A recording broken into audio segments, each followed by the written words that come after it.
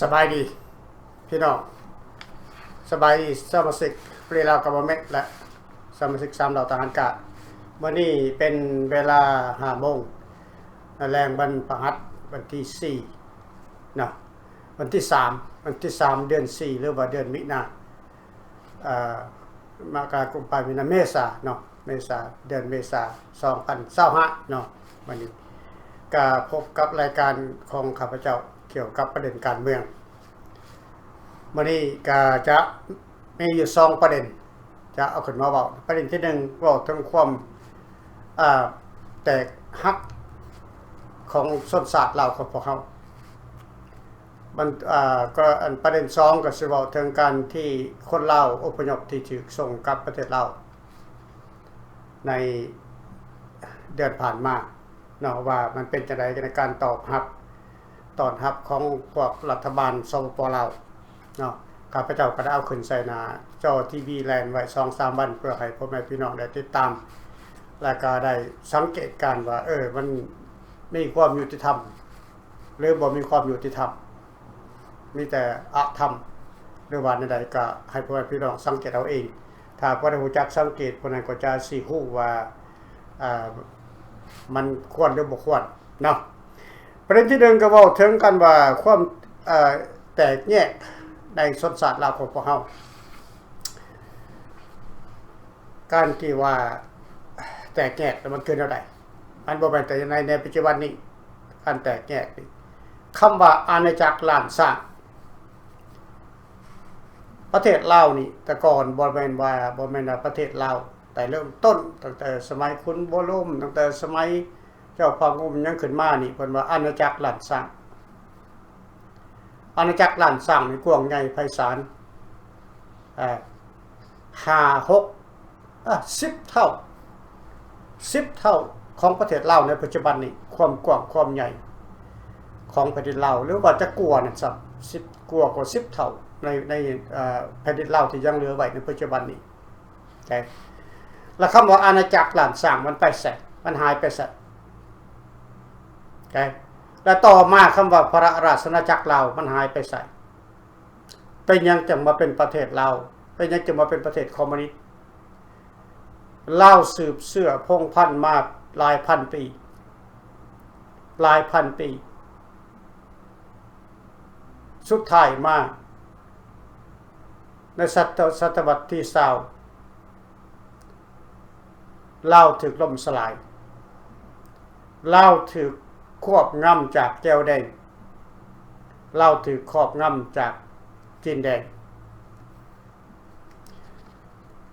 ทุกคนก็เห็นก็ทราบกันอยู่ทุกวันว่าคนเจ็กคนแก้วเข้าไปญาติดินญาติดอนของพ่อแม่พี่น้องประชาชนอยู่ในประเทศลาวตัวเดียวหัวตัดและพวกทานเห็นว่ารัฐบาลนั้นมีกฎหมายคุ้มครองบ่มีแต่เมื่อแต่รัฐบาลนั้นออกมาหลอกลวงพ่อแม่พี่น้องประชาชนคนเราท้องรุ่นก็ออกมาประกาศได้เลยว่าพวกเขาต้องเบิ่งประชาชนพวกเขาต้องรักษาประชาชนพวกเขาต้องลงพื้นฐานประชาชนเป็นใหญ่จังซั่นจังซี่แต่เมื่อว่าเหตุการณ์มันเกิดขึ้นในประเทศลาวตัวเดียวหอดไต้นี่ที่เจ็กจินหินห่อพร้อมด้วยเจ็กแก้วเข้ามาขุดดินขุดดอนญาติดินญาติดอนลักขู่ลักคนของเล็กๆน้อยๆคนลาวไปรัฐบาลได้ออกมาแก้ไขบ่รัฐบาลออกมาดูแลบ่รัฐบาลออกมาคุ้มครองบ่มีเงียบแต่อยู่ในสภานี่ว่าแต่ละซ้อนไซสิทธดอนนายกประธานประเทศท้องรุ่น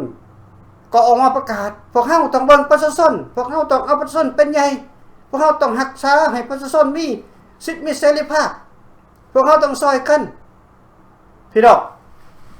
พวกท่านเห็นว่ารัฐบาลเคยปกป้องประชาชนบ่เคยมีรัฐบาลเองออกมากดขี่ข่มเหงพ่อแม่พี่น้องประชาชนรัฐบาลเองออกมาญาติซิ่งเอาดินดอนต่อหญ้าของพ่อแม่พี่น้องประชาชนเข้าว่าอันนั้น แลนด์แกลบบิ้งนะใช่ตำรวจเป็นแถวออกมาอนาถห้ามป้ามเจ้าของดินบ่ให้เข้าไปแทรกแซงกับพวกนายทุนตำรวจมาป้องกันประชาชนไปปกป้องคนชั่วไปปกป้องนายทุนรัฐบาลเห็นรัฐบาลเฮ็ดปากอย่างใจอย่างและเป็นยังประชาชนคนลาวอยู่ในประเทศลาวนั่นยังบ่พากันลุกขึ้นพวกทานสิทาให้พรรคละรัฐลงมาเบิ่งพวกทานมาแก้ไขพวกทานมาคุ้มครองพวกทานนั่นมันเป็นไปบ่ได้ดอกเป็นไปบ่ได้สาวหนุ่มชายสกันอยู่ในแต่ละบ้านแต่ละเมืองนั่นน่ะพบไปยังอยู่บางไทยน่ะพระกระแตกนี้ยังจากประเทศลาวเข้าประเทศไทยไปหาทำงานนั่นน่ะเป็นยังบ่ออกป่าจับปืนลุกขึ้นต่อสู้เป็นยังบ่เฮ็ดแบบนั้นในเมื่อว่าถึงรัฐบาลกดขี่ข่มเหงรัฐบาลขูดหิกรัฐบาลดูดเลือดรัฐบาลเฮ็ดหน้าสลังประชาชนสาวรุมซาสกันแทนที่ว่าจะพากันรวมพลังเข้าป่าจับอาวุธลุกขึ้นต่อสู้กับศัตรูของชาติพัดพากันแลนข้ามประเทศไทยผลวัดไปหากินทำงานกินอยู่สบายปุ๊บนี้จากเหตุการณ์ปะให้ประชาชนผู้ยาวผู้ยิ่งเต็มประเทศชาติเต็มบ้านเต็มเมืองนะเฮ็ดยังบ่ได้ถ้าพวกทานบ่ป้องกันตนเองถ้าพวกการบ่คุ้มครองตนเองปกครองตนเองปกป้องตนเองนั่นพวกทานจะเสียบัดดินดอนตอนหญ้าของพวกทานเฮือนซ่านบ้านซองของพวกทานจะต้องเสียบัดเพราะรัฐบาลสปป.ลาวนั่นมันจะขายไถบัดพี่น้องมันจะขายดินที่เป็นของพ่อแม่พี่น้องประชาชนนั่นให้เจ๊กไข่แก้วเพื่อขับไล่ศาสตร์ลาวโคตรลาวออกจากแผ่นดินและนำเอาศาสตร์แก้วของข้าเจ้าเข้ามาอยู่ในแผ่นดินลาวข้าพเจ้าเว้าเรื่อยๆอยู่ว่ารัฐบาลในปัจจุบันนี่มันรัฐบาลแก้วและพวกทหารตำรวจทุกวันนี้ก็ไปสนับสนุนแก้วเดี๋ยวนี้รัฐบาลตั้งกองร้อนขึ้นมามากมายรัฐบาลสร้างกองร้อนขึ้นมามากมายหลายกว่าตำรวจ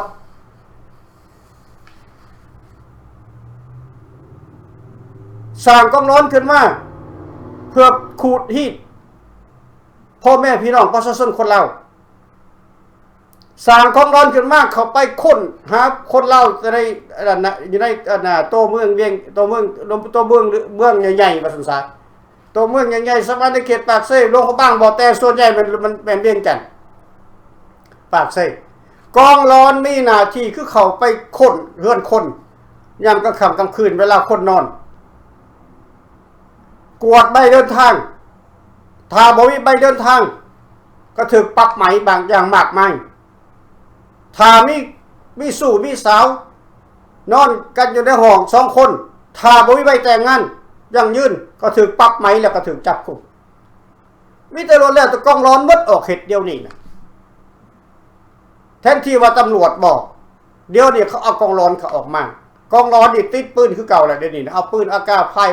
ายบากันหมดแล้วเดี๋ยวนี้นะแต่เนื้อหอดใต้เพราะกองร้อนนี่เขาบ่ได้เสียเงินรัฐบาลบ่ได้เสียเงินให้กองร้อนตำรวจนี่รัฐบาลยังได้เสียบางครั้งบางคราวบ่ได้เสียทุกเดือนแต่ยังได้เสียอยู่แต่กองร้อนนี่รัฐบาลบ่ได้เสียเงินอาสาสมัครกองร้อนหาเงินให้รัฐบาลขูดหีดเอาน้ำพ่อแม่พี่น้องประชาชนคือหน้าที่กองร้อนในปัจจุบันนี้ขูดแต่บ้านขึ้นฮอดเมืองฮอดแขวงไปเก็บเงินภาษีเถื่อนแต่ละวันแต่ละมื้อแต่ละเดือนแต่ละบ้านก็แม่นกองร้อนเขาไปเก็บบ่แม่นตำรวจเขาไปเก็บและชายสกันสาวหนุ่มของคนลาวของพวกเขาอยู่ในประเทศลาวนั่นมันไปใส่เบิดไปยังจึงกลัวจึงย่านกับอำนาจคนหนึ่ง2 คนเท่านั้นกองร้อน2 คนย่างเข้าบ้านให้ตับสั่นกันเป็นบ้าน พี่น้องตับสั่นกันไปเบิดบ้านเกาลอน2 คนพี่น้องว่าคือกลัวคือย่านแท้เมื่อก่อนนี่บ่เป็นแนวนี้เมื่อก่อนน่ะเมื่อเข้ามาใหม่ๆในปี1975เขายึดอำนาจเขาก็เฮ็ดแบบนี้กับพวกเฮากับไทยบ้านไทยซองเขาก็เฮ็ดแบบนี้แต่พวกเฮาลุกขึ้นต่อสู้9 ปี10 ปีเฮาก็สู้เฮาบ่ท้อถอยเฮาสู้พี่น้องแต่ในยุคนี้ข้าพเจ้าบ่เห็นคนจะลุกขึ้นมาต่อสู้กับพวกเผด็จการบ่มีเลยดังนั้นจึงฝากไปถึงพี่น้องชาวหนุ่มคนลาวอยู่ในประเทศลาวนั้นต้องลุกขึ้นมาแสดงความกล้าหาญต่อต้านกับพวกเผด็จการอย่าให้มันเข้ามากดขี่ข่มเหงเกินไปอย่าให้มันญาติเข้ามาญาติเอาดินเอาดอนของพ่อแม่ไอ้ดองของพวกท่านก็เป็นคนมีจิตมีใจมีมือมีขามีตีนเขาเฮ็ดได้พวกท่านก็ต้องเฮ็ดได้ต้องให้เข้าใจระบบการป้องกันลาวเฮาเสียศาสตร์มานี่นะย้อนจังซี่แหละศาสตร์ลาวที่ห้องว่าอาณาจักรหลั่นสร้างนี่นะมันหายไปซะก็ย้อนคนลาวเฮานี่บ่ฮู้จักหักศาสตร์เอาแต่ลิ้นเอาแต่กินเอาแต่มวนบ่เท่านั้นศาสตร์อื่นเขาจังมองเห็นแนมเห็นว่าพวกนี้โง่เว้ยพวกนี้บ่มีมันสมองเว้ยเข้าไปเอาโลดเจ็กมันเข้าไปดิ้นน่ะขอบเขตของคนลาวแต่ละบ่อนมันเข้าไปคน1 2 คนคนลาวเบิดบ้านย่านมันเบิดบ้านย่านเจ็กคนเดียวพี่น้องแล้วตำรวจไปใส่กองร้อนไปใส่ไปยังบ่ไปปกป้องพ่อแม่พี่น้องประชาชนคนลาวในเมื่อว่าคนต่างชาติก็มาหุกหันบ้านเมืองหายหัวบัดตำรวจก็บ่เห็นกองร้อนก็บ่เห็นพ่อบ้านก็บ่เห็นคันเห็นมากก็ไปพร้อมเจ๊กพร้อมแก้วพุทธศักดิ์แทนที่ว่าจะมาปกป้องเอาความยุติธรรมมาสู่พ่อแม่พี่น้องประชาชนคนลาวด้วยกันบอกไปพร้อมเจ็กพร้อมแก้วพุทธนี่แหละครับเจ้าจังว่าการต่อสู้นี่นะพวกเฮานี่ลาวเซรีนี่นะพวกเฮานี่ลาวภายราชอาณาจักรนี่นะสู้มาตลอดสู้แต่ข้าพระเจ้าบ่ทันเกิดพุ่นน่ะผู้ทวดสู้กับพวกพรรคคอมมิวนิสต์นี่นะแต่ข้าพระเจ้าวันเกิดเป็นตกมาฮอดรุ่นข้าพระเจ้าเกิดมาข้าพระเจ้าก็ยังได้ลุกขึ้นต่อสู้กับพวกนี้อยู่ย้อนหยังเพราะพวกนี้มันบ่ยอมหนีมันบ่ยอมเลิกมันยอมรับใส่พวกเผด็จการแก้วแดงยอมรับใส่พวกเผด็จการจีนแดงเพราะพวกนี้บ่แม่นเสื้อสาดลาวเสื้อสาดแก้วเสื้อสาดเจ็กแต่เสื้อสาดแก้วหลายกว่า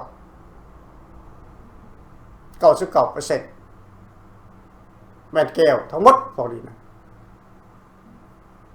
เพราะสรันถาคนลาวนี่ยังเมินเสยอยู่เมินทุกวันนี้ลาวจะเสียแผ่นดินพวกท่านฮู้บอกปัจจุบันนี้นะประเทศที่เขาบ่มีเอกราชและประเทศที่เขาได้เอกราชบ้างใหม่ๆนี่ได้ปี1990-91นี่หลายประเทศที่ได้เอกราชที่ได้หลุดพ้นออกจากการครอบครองของรัสเซียประเทศเล็กประเทศน้อยเขาอยู่ภายใต้การครอบครองของรัสเซียมาหลายร้อยปีด้วยความลำบากก็บ่แตกต่างอย่างกับลาวเป็นลาวที่อยู่ภายใต้การครอบครองของเวียดนามปัจจุบันนี้ก็อยู่กันแบบลำบากแบบนี้แหละประชาชนก็อยู่กันแบบลำบากอย่างนี้แหละหอกโอ้ยซอยเน่ขันทึ่งอยู่ไสโอ้ยซอยเน่ประธานประเทศอยู่ไสโอ้ยซอยเน่ตำรวจทหารบ่มีไผมาคันมากก็มีแต่ไปเข้าข้างทั้งโจรบ่ได้เข้าข้างทั้งคนดี เห็นบ่พี่น้องและประชาชนจะพึ่งไผโอเคยกตัวอย่างคือยูเครนในปัจจุบันนี้เขาก็ได้รับเอกราชในปี1991ใหม่ๆหลุดพ้นออกจากเป็นขี้ขาของรัสเซียและก็หลายประเทศอีกที่ถูกหลุดพ้นออกในเมื่อรัสเซียเขาโจมตียึดประเทศเขาขึ้นเพราะฉะนั้นเขาจึงเขาโจมตีเพราะว่ามีเอกราชก็จริงแต่ยังหลีกเลี่ยงการเผด็จการขูดที่จากรัสเซียมาตลอดดังนั้นเขาหักศาสตร์เขาหักศาสตร์เขาหักแผ่นดินเขาย่อมเฮ็ดสงครามกับรัสเซียลาวเฮาดิเมื่อแก้วเขามาขูดที่เมื่อแก้วเขามาควบครองกดขี่คนแห่งประชาชนพยายามบ่ลุกขึ้นต่อสู้ปกป้องศาสตร์ตัวเองพยายามบ่พากันลุกขึ้นสู้ปกป้องศาสตร์ตัวเองปล่อยให้เขามาหุกห้านอธิปไตยลาวบ่มีไผมีจิตมีใจอยากจะลุกขึ้นมาต่อสู้กลัวจะตายอย่างเดียวคนลาวนี่กลัวตายอย่างเดียวจะให้ขึ้นมาลุกขึ้นมาต่อสู้ย่านตายพี่น้องชาติอื่นเขาหันยิ่งตึ้มคู่มือนี่มีแต่อาวุธทันสมัยบ่ตายกันเป็นหมื่นเป็นแสนเขากลัวบ่เขาบ่กลัวไอ้ลาวเฮาคนนึงก็กลัวย่านตายเสียดยังก็ย่านจะตายบ่มีไผกล้าเหตุนั่นแหละแก้วมันจึงได้ใจเจ๊กมันจึงได้ใจโอเคให้เข้าใจจังซั่นในปัจจุบันนี้ประเทศเชชเนียที่ต่อสายแดนกับยูเครนน้อยกว่ายูเครนที่ได้มีเอกราชพร้อมเดียวกับยูเครน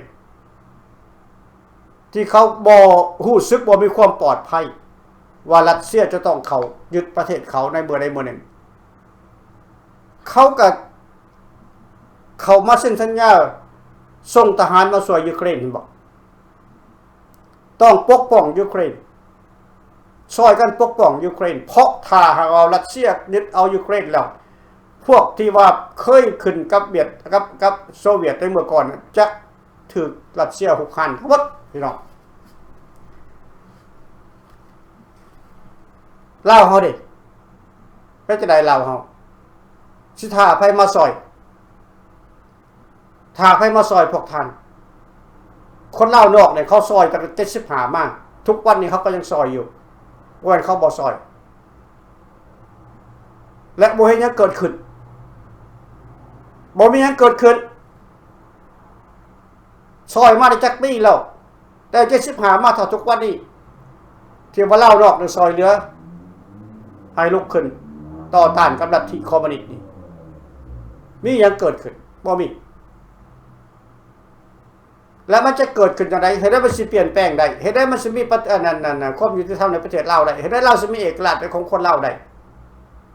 ถ้าคนลาวบ่ลุกขึ้นมาปกป้องและแก้ไขเอาเอง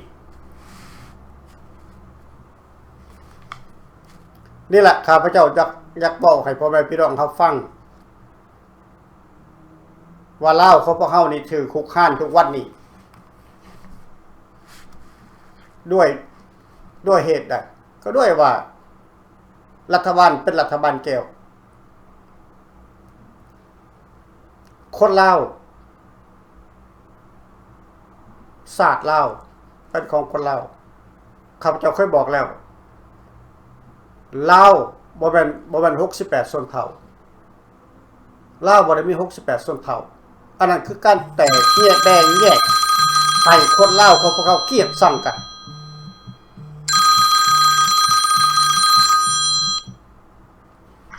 สบายดีท่านแม่คง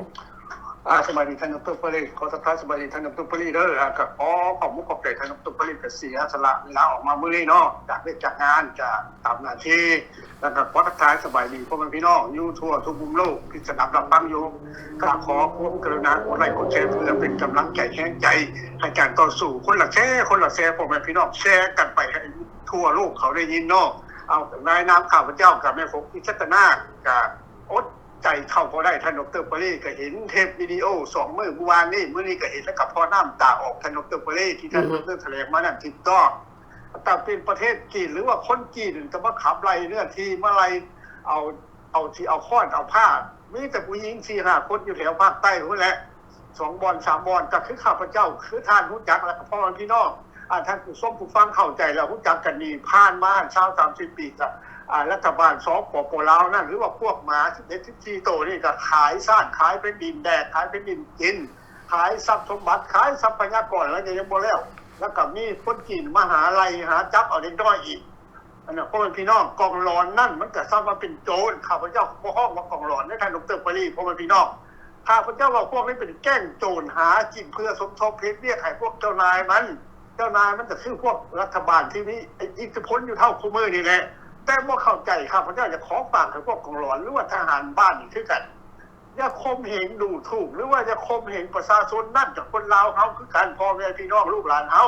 พวกทานหรือว่าพวกสหายนั่นเฮ็ดเรียกให้โจรได้นายพวกทานเป็นโจร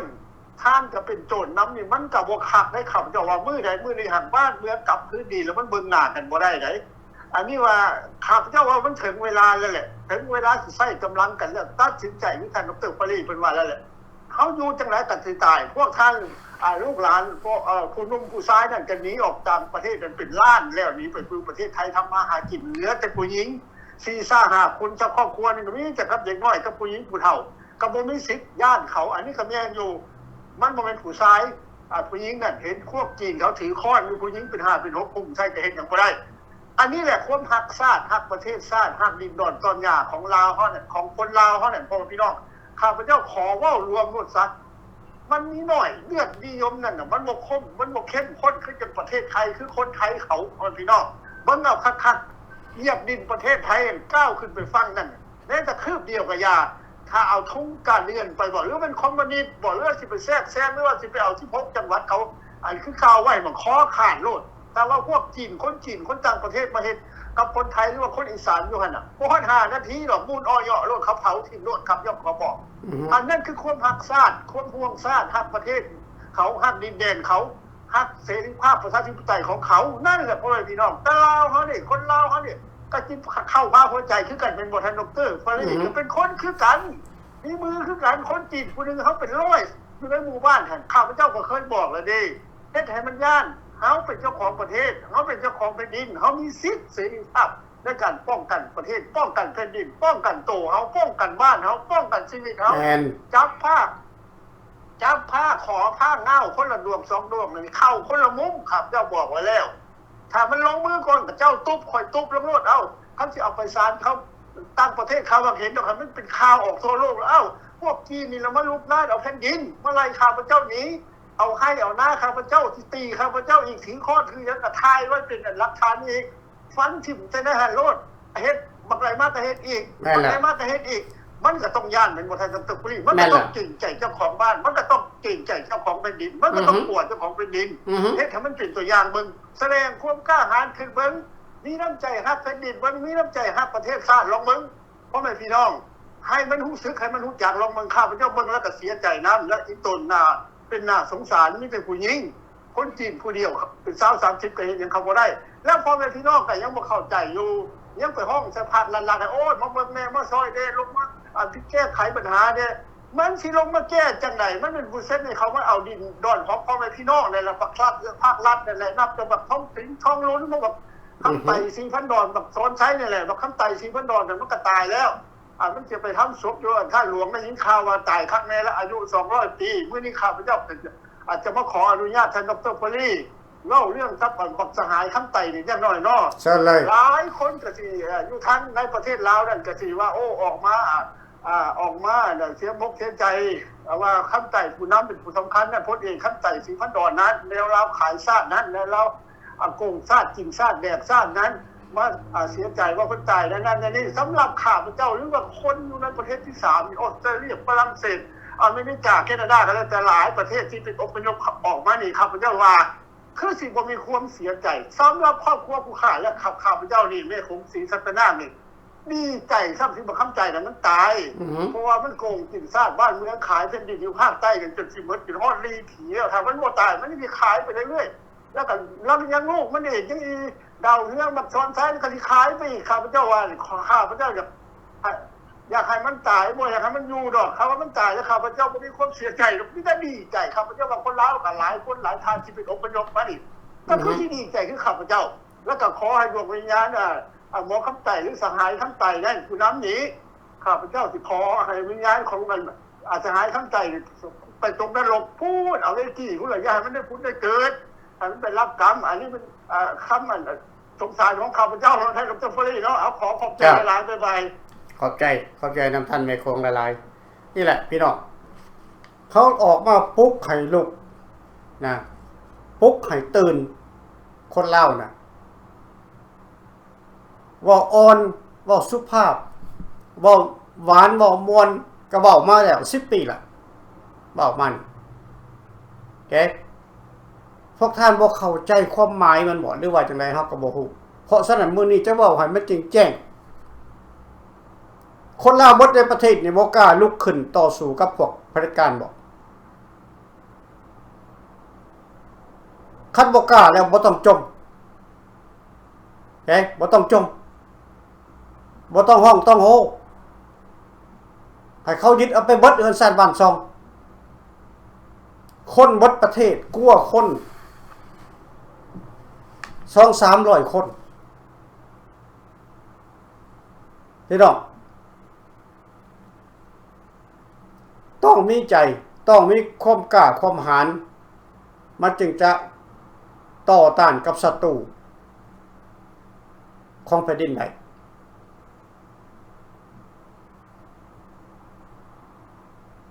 อยากเห็นคนลาวนี่มีความเก่งอยากเห็นคนลาวมีความกล้าคันว่าเก่งก็ลาวกับลาวตีกันนี่เก่งลาวกับลาวขากันนี่เก่งหันใส่ตึ้นๆมีปืนก็แบกปืนใส่กันมีขวานก็แบกขวานใส่กันคันลาวกับลาวนะบัดเจ็กบัดแก้วมันเข้ามาหุบข้านประเทศนี่โอ้ยถอยมุดอยู่อันใต้ดินพุ่นญาติอันนี้คือนิสัยคนลาวของพวกเขาแล้วเขาจะเปลี่ยนเขาได้จังไดเขาจะชิดซ้อนคนลาวในยุคนี้นะครับเป็นคนฉลาดเป็นคนเก่งได้จังไดคนลาวนอกประเทศหรือหลายแสนหลายล้านดอลลาร์แล้วที่เขาส่งเสียคนลาวในนี่เพื่อให้เข้มแข็งเพื่อให้ลุกขึ้นบ่มีบ่เห็นเงียบเอาแต่เงินอย่างเดียวมีแต่สิเฮ็ดเรื่อยมีแต่สิทำเรื่อยแต่บ่เฮ็ดบ่ทำตัวเอาแต่เงินนี่คือเรื่องจริงเนาะวันนี้ข้าพเจ้าจะมาเบิ่งว่าคลิปของคนลาว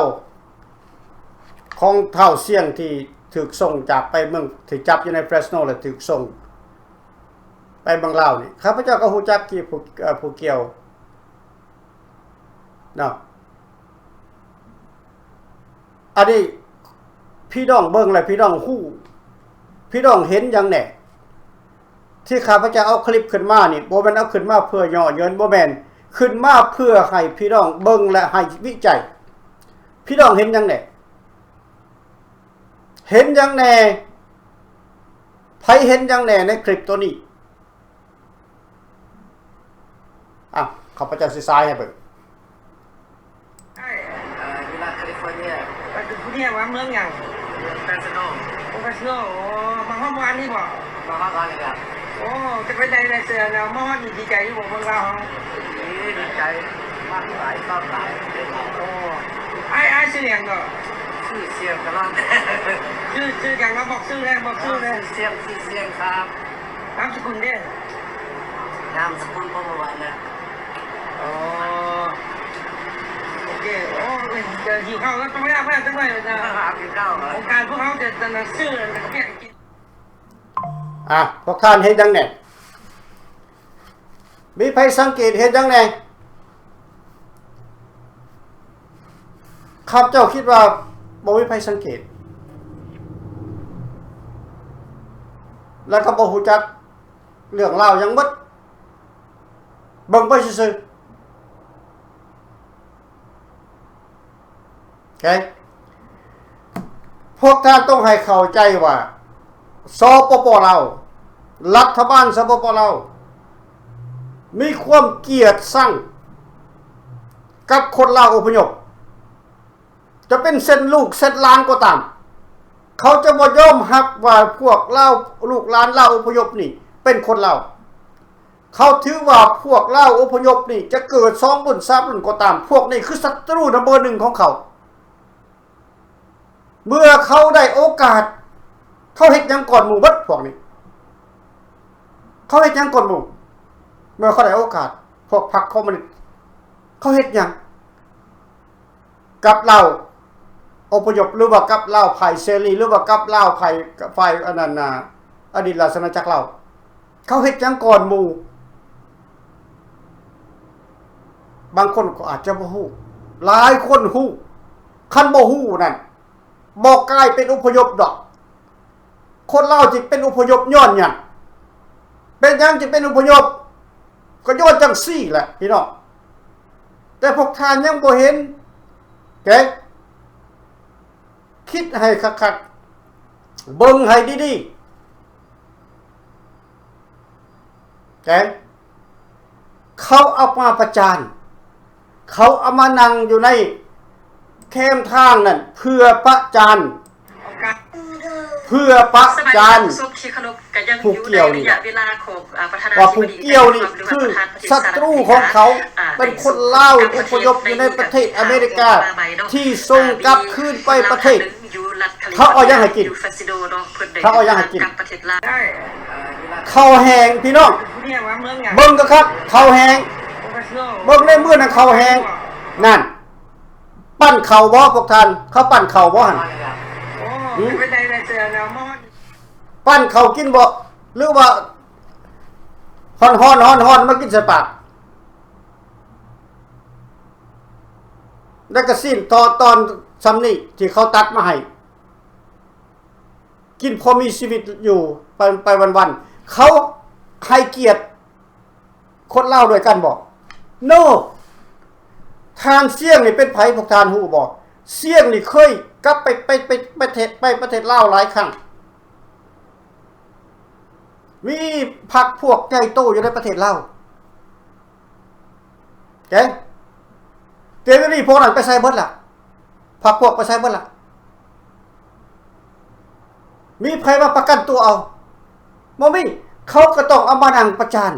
ทุกคนเมื่อประเทศลาวเขาจะเอามานั่งแคมทางประจานใครคนลาวออกมาแห่แหนเพ่นกันกระดอกมาถามมาบอกมาถามมาว่าเห็นบ่เพื่อให้ผู้เกี่ยวหันมีความสลึงและก็อายใจคันเขายิ่งเป่าได้เขายิ่งแล้วแต่เขายิ่งบ่ได้ซื่อๆมันผิดกฎหมายเขาต้องใช้วิธีนี้คือประจานเขมรเขาจังได๋เขมรเขาส่งเมื่อบางลาวเมื่อเขมรปุ๊บเขาจะมีเอเจนต์ของอันนั้นสหประชาชาติเข้าไปดูแลสอกหาเฮือนหาซ่านหาอยู่ถ้าบ่มีพี่พี่น้องถ้าบ่ได้เป็นพี่พี่น้องเขาก็พาไปหาพี่หาน้องไปอยู่เฮือนพี่เขาน้องบ่ได้มาประจานแบบนี้อยู่แคมป์ข้างแบบนี้พี่น้องเสร็จเลยท่านแม่ครู ขอโทษอีกทีนึงท่านดร.ปรีอดบ่ได้ท่านดร.ปรีข้าพเจ้าเห็นคลิปของท่านดร.ปรีออกมาอีกทีนึงเนาะ เจ้า ท่านเสียงนั่นแล้วก็ผู้นั้นอีกผู้นึงผู้ท้ายผู้นึงมาจากเปซโนน่ะข้าพเจ้าก็คิดอยู่ว่าท่านดร.ปรีกระทบรู้จักคนผู้นี้หรือว่าคนลาวในเมืองของเปซโนเพราะว่าท่านว่าปรีเป็นคนสำคัญกว้างขวางพอสำคัญเนาะอันนี้ข้าพเจ้าก็คิดคือท่านดร.ปรีนั่นแหละเอาคนลาวเฮาแท้ๆนั่นก็บ่ให้เกียรติหมายความว่าเอามาประจานแบบนี้หมายคือว่าเป็นศัตรูเอามาสอบสวนว่าเป็นหยังมาเฮ็ดหยังมานั่นนี่ มันจะคือบ่ต่างกับนักโทษแหละท่านดรท่านดรนี่บ่ต่างกับนักโทษเลยนี่คือนักโทษแหละเขาบ่เห็นแบบนี้ประจานแล้วเขาก็ว่าการเอาข้าวแห้งนั่นเอาข้าวแห้งมาฝ้ายกินอยู่หั่นน่ะก็บ่ต่างกับนักโทษท่านดรคนนี้ความต้อนรับกันต้อนรับในฐานะเป็นคนลาวคือกันนั่นเขาบ่ให้เกียรติและบ่มีศักดิ์ศรียังว่าเขาว่าเป็นนักโทษกลับขึ้นไปเห็นในฐานะนักโทษเข้าใจท่านดรพลีถ้าเขาจะเห็นให้ถูกต้องตามคนลาวคือกันสัญชาติลาวเสื้อชาติลาวคือกันที่เขาเป็นอพยพมานี่หรือบ่เป็นอพยพมานี่ก็อย่ามาในรามวีซ่าแล้วถือท่านประธานส่งกลับไปนี่ถ้าควรสิให้เกียรติจักหน่อยว่าฐานะเป็นคนลาวเสื้อชาติลาวสัญชาติลาวหั่นน่ะควรให้เกียรติจักน้อยถึงควรปล่อยข้าเจ้าบ่ต้องสอบสวนแล้วข้าเจ้ากลับขึ้นไปหาพี่หาน้องข้าเจ้าไปทำมาหากินให้อิสรภาพข้าเจ้าหรือว่าอบรมเล็กๆน้อยๆแล้วก็ปล่อยไปอันนี้ยังมีการมาประกอบประกันอีกก็เราจะหาเงินประกันกินเงินอีกได้แทนดรพลีหาคนประกันอีกก็ต้องหาเงินมาประกันอีกนั่นเส้นนั่นเส้นนี้อีกอันนี้แหละพ่อแม่พี่น้องคันว่าสิทธิมนุษย์ขนาดที่ต่อสู้กันอยู่ในประเทศลาวหรือว่าต่างประเทศนั่นน่ะอยากให้ประเทศลาวหรือว่ารัฐบาลลาวนะผู้เรื่องสิทธิมนุษย์ขนาดอย่าฝันอย่าคิดต่อข้าพเจ้าว่ามันใจหลายโพดเอาละขอบใจขอก็พอเดี๋ยวผมเข้าใจท่านดรพลีจะดึงบายขอบใจท่านไปคงนี่แหละข้าพเจ้าจะไข่พี่น้องคนลาวเขามีใจอย่าไปลงเสือความตัวหลอกลวงของรัฐบาลสปปลาวของพรรครัฐลาวนอกของพวกเขานี่แฮนแผนกันเขาประเทศเรามีสายมีคอนเนคชั่นมีแบ็คใหญ่โตเดี๋ยวนี้ผู้เกี่ยวนี่กับผู้ตะบิดนั่นพวกนี้เขาจะมีเงินได้บนเขาบอกมีเงินได้เขามีเงินได้เยอะอีกพวกนี้นะและเขาก็มีแบ็คใหญ่โตอยู่ในประเทศลาวในเมื่อก่อนเขาเที่ยวเมื่อบางลาวนี่คือกับคิงนี่แต่เดี๋ยวนี้ดังเป็นนักโทษประจานอยู่ในแคมป์ทางให้บอกพี่น้องยุดซะยุดจงไหลกับความตัวอยู่หลอกลวงของรัฐบาลสปปลาวของคอมมิวนิสต์เนี่ยเฉพาะลาวนอกหันหน้าเข้ามารวมกันต่อสู้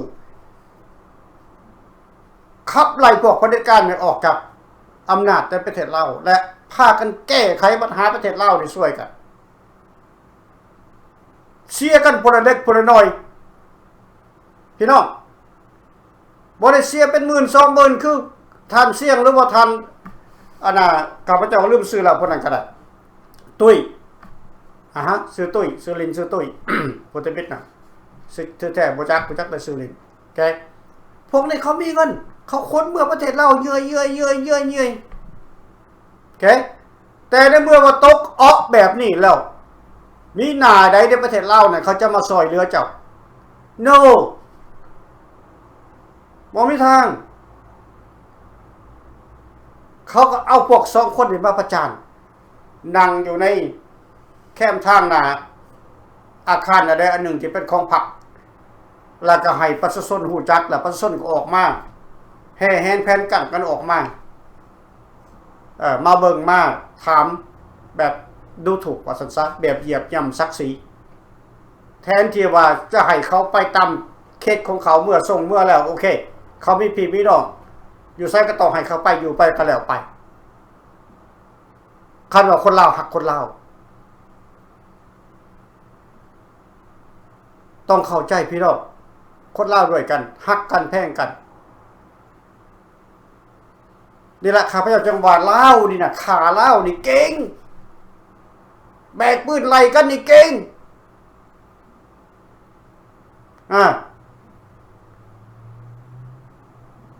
คัดศัตรูเนี่ยปกไล่ตัดติดมาพี่น้องในเมื่อก่อนที่ข้าพเจ้าได้เป็นผัดทิ้งอยู่ตามสายแดนกับพวกทหารกล้าและลายทานน้ำแทงอย่างนี้กองร้อนนี่นะเขาให้อภัยให้พวกกองร้อนย้อนอย่างย้อนพ่อย้อนแม่เขาคอห้องลูกแข่งเรียกขาคอย่อมือขอนำสะทูขน่อยอย่าเฮ็ดอย่าขาอย่านั่นพี่น้องกองร้อนนี่มันโบดี้จักเถื่อนับตั้งแต่มือมันเข้ามา เท่าทุกวันนี้มันเป็นคนโหดห้ายที่สุดแหละกองร้อนนี่คันเตยปืนติ๊กโตแล้วมันกู้ผู้หนึ่งโหลดคันมีโอกาสข้าพเจ้าก็อยากพยายามอยู่กองร้อนนี่นะอยากพยายามอยู่อยากให้เห็นอยู่กองร้อนอยู่ประเทศลาวนี่นะพี่น้อง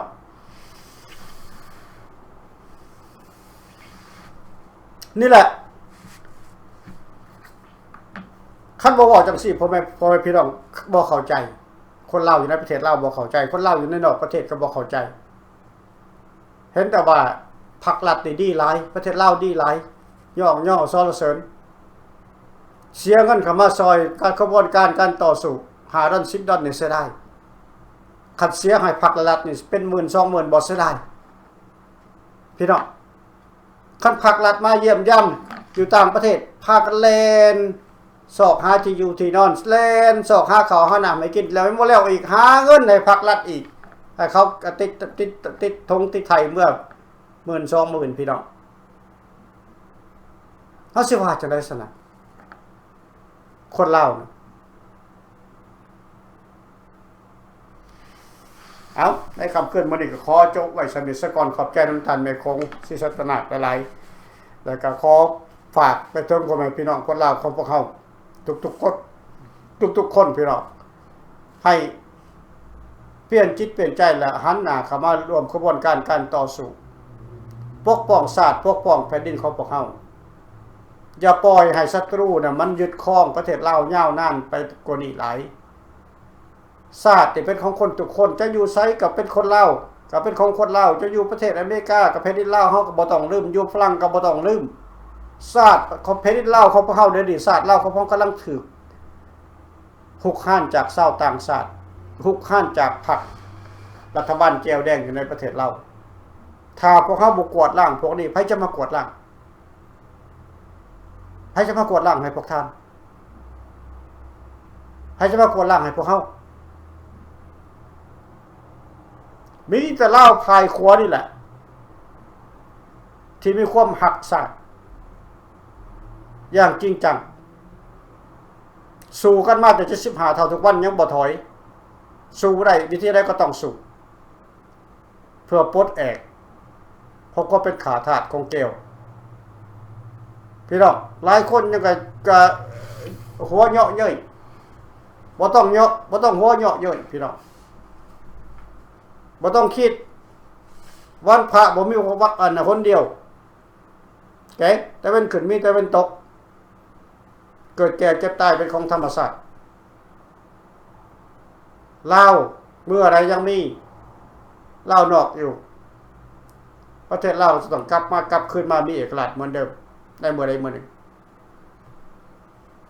ขอบใจเนาะพบกันใหม่ในมื้อหน้าก็แล้วขอบใจ